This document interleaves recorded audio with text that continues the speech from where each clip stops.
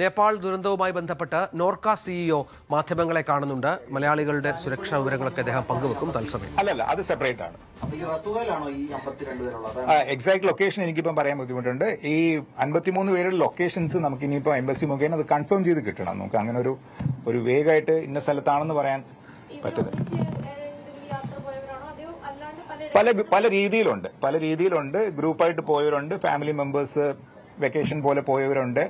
ഈ കാഞ്ഞങ്ങാട് നിന്ന് പോയത് അതുപോലെ ഗ്രൂപ്പായിട്ട് പോയവരാണ്. സോ അങ്ങനെ പല മോഡ് ഓഫ് ട്രാൻസ്പോർട്ട് എടുത്തവരുണ്ട്, പല പർപ്പസിന് പോയവരുണ്ട്. സോ ഇപ്പോ എക്സാക്ട്ലി ഇല്ല, നമ്മൾ അതിന്റെ ശ്രമം നടത്തുന്നുണ്ട്. നമ്മളുടെ കയ്യിലുള്ള ഡാറ്റാബേസ് പലരും റിന്യൂവൽ ഒന്നും ചെയ്തിട്ടില്ല. സോ അതുകൊണ്ട് നമുക്കൊരു എക്സാക്ട്ലി അതിനെ നമുക്ക് ഡിപ്പെൻഡ് ചെയ്യാൻ പറ്റുന്നില്ല. അതാണ്. അപ്പൊ എന്തായാലും ഈ എഫേർട്സ് എല്ലാം കൃത്യമായിട്ട് നടക്കുന്നുണ്ട്. നമുക്ക് ആസ് ഓഫ് നൗ നമുക്ക് ഓരിക്കുള്ള ഒരു സിറ്റുവേഷൻ ഉണ്ടെന്ന് തോന്നുന്നില്ല. അപ്പൊ എന്ത് തന്നെ ആയാലും എംബസിയിൽ നിന്നൊരു വിവരം കിട്ടുന്ന മുറയ്ക്ക് കുറച്ചുകൂടി ക്ലാരിറ്റിയോടുകൂടി വിവരം ഷെയർ ചെയ്യാനാണ് ഉദ്ദേശിക്കുന്നത്. അപ്പൊ നമുക്കൊരു പാനിക് സിറ്റുവേഷൻ വേണ്ടാന്ന് തോന്നുന്നു. ഇപ്പോൾ ഇതുവരെയുള്ള വിവരങ്ങൾ വെച്ചിട്ട്, ഇതുവരെ കിട്ടിയ വിവരങ്ങൾ വെച്ചിട്ട് നമുക്ക് അങ്ങനെ ഒരു ബുദ്ധിമുട്ടുള്ള ഒരു കാര്യം ഇതുവരെയും കേട്ടില്ല. അപ്പൊ അതുകൊണ്ട് തന്നെ നമ്മൾ സേഫ് ആണെന്ന് തന്നെയാണ് വിചാരിക്കുന്നത്.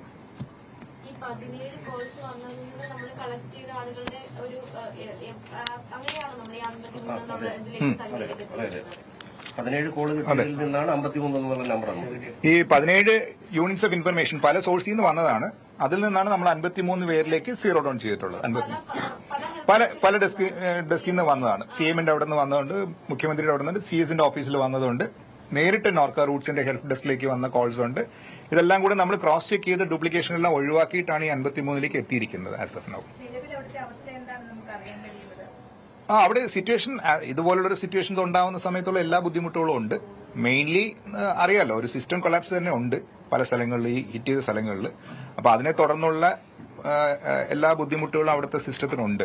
എന്നാൽ മനസ്സിലാക്കുന്നത്, ഇന്റർനാഷണൽ വാർത്തകളിൽ നിന്നൊക്കെ മനസ്സിലാക്കുന്നത്, അവിടെ ഒരു ഗ്രൗണ്ടിൽ അവരുടെ മിലിറ്ററി തന്നെ ഡിപ്ലോയിഡ് ആയിട്ടുണ്ട്.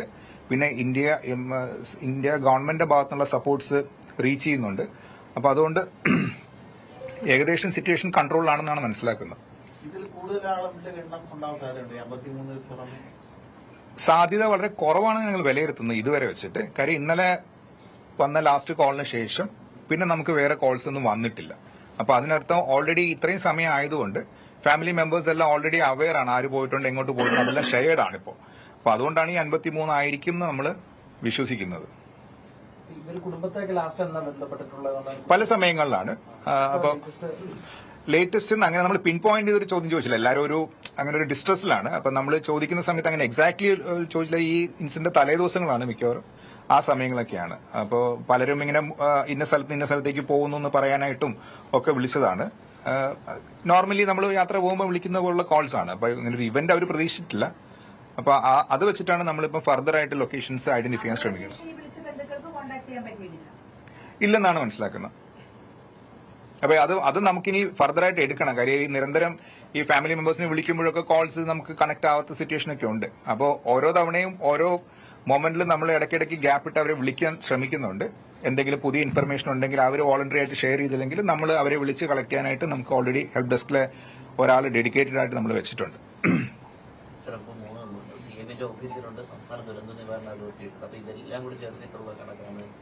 അതെ, ഞാൻ പറഞ്ഞത് ഇവിടെ എല്ലാം വന്ന കോൾസിൽ നിന്ന് ആ കോളുകൾ നമ്മൾ വീണ്ടും അവരെ കോൺടാക്ട് ചെയ്ത് അവരോട് ചോദിച്ച് ഇപ്പൊ എത്ര പേര് പോയിട്ടുണ്ടെന്നുള്ള കാര്യങ്ങളെല്ലാം ചോദിച്ച് മനസ്സിലാക്കി എടുത്തിട്ടുണ്ട്. അപ്പം പലപ്പോഴും ഇവർ ക്യാരി ചെയ്ത ഡോക്യുമെന്റ്സിനെ സംബന്ധിച്ച് ഫാമിലി മെമ്പേഴ്സിന് വലിയ ക്ലാരിറ്റി ഇല്ല. ആധാറാണോ, പാസ്പോർട്ട് കയ്യിലുണ്ടോ? ഇപ്പൊ പാസ്പോർട്ട് വേണ്ടാത്തൊരു രാജ്യമാണ്. സോ അതുകൊണ്ട് തന്നെ പാസ്പോർട്ട് വെച്ചിട്ട് നമുക്ക് ലൊക്കേഷൻ ഐഡന്റിഫിക്കേഷൻ പോസിബിൾ അല്ല. സോ അവരെടുത്തിരിക്കുന്ന ഐഡന്റിഫിക്കേഷന്റെ ഡീറ്റെയിൽസോട് നമ്മൾ ചോദിക്കുന്നുണ്ട്. ചിലർക്ക് തരാൻ പറ്റുന്നുണ്ട്. പിന്നെ മിനിസ്ട്രി ഓഫ് എക്സ്റ്റേണൽ അഫയേഴ്സ് ഇപ്പോൾ കുറച്ചുകൂടെ ഡീറ്റെയിൽസ് ആവശ്യപ്പെട്ടുകൊണ്ട് ഒരു ഫോർമാറ്റ് ഷെയർ ചെയ്തിട്ടുണ്ട്. അപ്പൊ അതിനകത്ത് കുറച്ചുകൂടെ മൈന്യൂട്ട് ഡീറ്റെയിൽസ് വേണം. അത് നമ്മൾ ഫാമിലി മെമ്പേഴ്സിനെ, അടുത്ത ബന്ധുക്കളെയൊക്കെ ആവശ്യപ്പെട്ട് ആ വിവരങ്ങളും കൂടെ കളക്ട് ചെയ്ത് കൊടുക്കുമ്പോൾ കുറച്ചുകൂടെ ക്ലാരിറ്റി വരുമായിരിക്കും. അങ്ങനെ ഇല്ല. ആ ഒരു ഏജ് ഗ്രൂപ്പ് ഐഡന്റിഫൈ ചെയ്യാനായിട്ടുള്ള വിവരങ്ങളാണ് ഇനി വരുന്ന ഫീൽഡുകൾ നമ്മൾ ഫിൽ ചെയ്യാൻ ഉദ്ദേശിക്കുന്നത്. ആ വിവരങ്ങളാണ് ഇനിയിപ്പോൾ അടുത്തെടുക്കാനുള്ളത്. കുട്ടികളൊക്കെ ഉണ്ട് അതിനകത്ത്. അങ്ങനെ നമുക്ക് പറയാൻ പറ്റുന്നില്ല ഇപ്പം. പക്ഷെ നമുക്ക് വന്ന കോളുകളിൽ മറ്റ് സംസ്ഥാനങ്ങളിൽ നിന്ന് മിസ്സായ ആൾക്കാരെ സംബന്ധിച്ച് വിവരങ്ങൾ ആവശ്യപ്പെട്ട് വന്നിരുന്നു. അപ്പൊ അതും നമ്മൾ പാരലി നോക്കുന്നുണ്ട്. അതായത് കേരളത്തിലല്ലാതെ കേരളീയരല്ലാത്ത ആൾക്കാരെ സംബന്ധിച്ചുള്ള വിവരങ്ങൾ നമ്മളുടെ ഹെൽപ്പ് ഡെസ്കിലേക്ക് ചോദിച്ചിരുന്നു. അപ്പൊ അതും നമ്മൾ പാരലി നോക്കുന്നുണ്ട്. നമുക്ക് കിട്ടുന്ന ഇൻഫർമേഷൻസ് അവർക്ക് ഷെയർ ചെയ്യാനായിട്ടുള്ള നടപടികൾ എടുക്കുന്നുണ്ട്.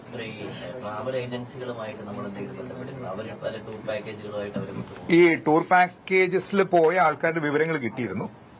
അപ്പൊ അവരെ സംബന്ധിച്ചും അവർക്കും ഈ പോയിട്ടുള്ള ആൾക്കാരുമായിട്ട് ഡയറക്റ്റ് ഒരു കോൺടാക്ട് എസ്റ്റാബ്ലിഷ് ചെയ്യാൻ പറ്റാത്തതുകൊണ്ടുള്ള ബുദ്ധിമുട്ടാണ് ഉള്ളത്. അപ്പൊ അത് നമ്മൾ ഇനി നെക്സ്റ്റ് ലെവലിൽ അതെന്തെങ്കിലും ചെയ്യാൻ പറ്റുമെന്നുള്ളത് നമ്മൾ നിരന്തരം ശ്രമിക്കുന്നുണ്ട്. അങ്ങനെ ഒരു ഇത് വന്നിട്ടില്ല. സ്പെസിഫിക്കലി എന്തെങ്കിലും ഒരു ആക്ടിവിറ്റിക്ക് പോയതായിട്ടോ അങ്ങനെ കാണുന്നില്ല. നമുക്ക് അങ്ങനെ അത്രത്തോളം നമുക്കൊരു ഡെപ്തിൽ ചോദിക്കാൻ പറ്റുന്ന ഒരു സിറ്റുവേഷൻ ഇല്ല. നമ്മൾ പ്രൈമറിലി ഫാമിലി മെമ്പേഴ്സിന്റെ ഡീറ്റെയിൽസ് എടുക്കുക, അവരുടെ ലൊക്കേഷൻ സ്പെസിഫിക് ആണോ എന്ന് അസർട്ടൻ ചെയ്യുക, അങ്ങനെയുള്ള കാര്യങ്ങളാണ് നമ്മൾ ഫസ്റ്റ് ലെവലിൽ ചെയ്തത്. ഇനിയിപ്പോൾ അതിനെ തുടർന്ന് എംബസി കളക്ട് ചെയ്തിരുന്ന ഡീറ്റെയിൽസ് വെച്ചിട്ട് കുറച്ചുകൂടെ നമുക്ക് ക്ലാരിറ്റിയോടുകൂടി കാര്യങ്ങൾ എടുക്കാൻ പറ്റുമെന്ന് തോന്നുന്നു. വി വിനോദ് ഇതിന്റെ വിശദാംശങ്ങൾ നൽകും. വിനോദ്, മരണസംഖ്യ 200 അടുക്കുന്നു എന്നാണ് പുതിയ വിവരം. 800 മുകളിൽ ആളുകളെ കാണാനുണ്ട്. മലയാളികളുടെ വിവരം പങ്കുവെക്കുകയായിരുന്നു നോർക്ക സിഇഒ. മറ്റ് നമുക്ക് ലഭ്യമായ കാര്യങ്ങൾ എന്തൊക്കെയാണ്? ഇതിപ്പോൾ ഈ കാണാതായവരുടെ കൂട്ടത്തിൽ 300ഓളം പേർ ഇന്ത്യക്കാരെന്ന വിവരമാണ് പുറത്തു വരുന്നത്. ഏതാണ്ട് 800ഓളം പേരെ കാണാതായി. ഇതിൽ 300ഓളം പേർ ഇന്ത്യക്കാർ എന്ന വിവരമാണ് പുറത്തു വരുന്നത്. നേരത്തെ 140 എന്നൊരു സംഖ്യയായിരുന്നു. ഈ മരണത്തിൻ്റെ കാര്യത്തിലും ആശങ്ക ഉണ്ടാകുന്നുണ്ട്. 170 മരണം എന്ന കാര്യം സ്ഥിരീകരിച്ചിട്ടുണ്ട്.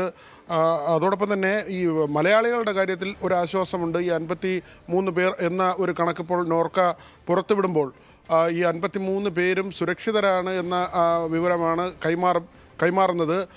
ഇന്ത്യയുടെ അടക്കം ഇപ്പോൾ സഹായം നേപ്പാളിലേക്ക് എത്തിയിട്ടുണ്ട്. 10 ടൺ മരുന്ന് ഉൾപ്പെടെയുള്ള വസ്തുക്കളാണ് ഇന്ത്യ അവിടെ എത്തിച്ചിട്ടുള്ളത്. ചൈനയും ഈ കാര്യങ്ങളിൽ ഇടപെടുന്നുണ്ട്. ടിബറ്റിൻ്റെ ഭാഗത്തു നിന്നുള്ള ഒരു ഇടപെടൽ, നേപ്പാൾ സർക്കാരിൻ്റെ ഇടപെടൽ, ഇതെല്ലാം തന്നെ ഇപ്പോൾ നടക്കുന്നുണ്ട്. പക്ഷേ ഈ ദുരന്തത്തിൻ്റെ വ്യാപ്തി, അത് സംബന്ധിച്ചുള്ള ഒരു പൂർണ്ണമായ ചിത്രം ഇതുവരെ വ്യക്തമായിട്ടില്ല.